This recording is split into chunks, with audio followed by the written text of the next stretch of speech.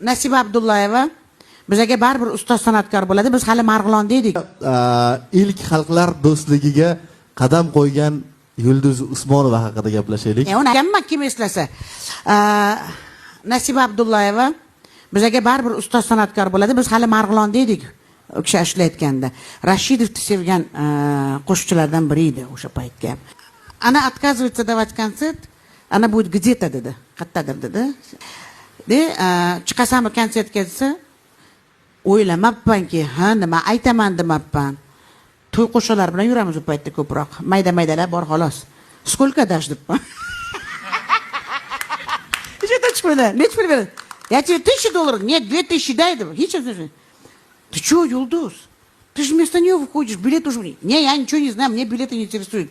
Ты мне 2000 даешь, я выхожу вместо нее. Нет, иди deganman da. Gap og'zim ham qattiq ekan o'sha paytda. Mana shunaqa opalarim bor. Chiqib Tojikistondan konsertdan kelyapman. Xalqlar do'stligi sarida hali bitta o'zim konsertdan bo'lmagan. Kelyapman.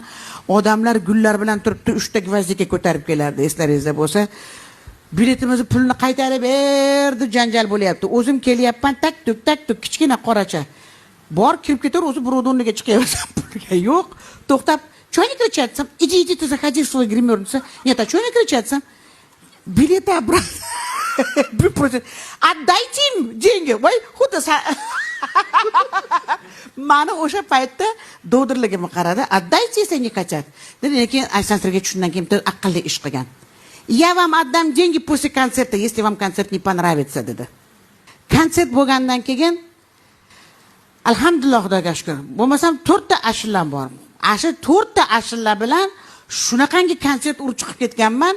Konsertdan keyin hali gullarni menga bergani mayli. Alександр Сергеевичga "Спасибо вам за новую звезду. Спасибо вам огромное" deb hech kim, odamlar ham порядочный bo'lgan ekan. Pulimizni ham qaytarib ketaveraylik demagan ekan. Chiqib rahmat aytgan konsert yo'qdi deb. Bo'lmasam hozirgi odamlar bo'lsa, konsertda mazza qilib chiqib ketib pulimizni ham qaytarib bering dedi. Mana shunaqangi ishlar bo'lgan. Ana o'sha azza-bazza o'shanaki Yulduz Usmonova gurras ashundan beri mashalloh konsertlarimiz to'la keladi.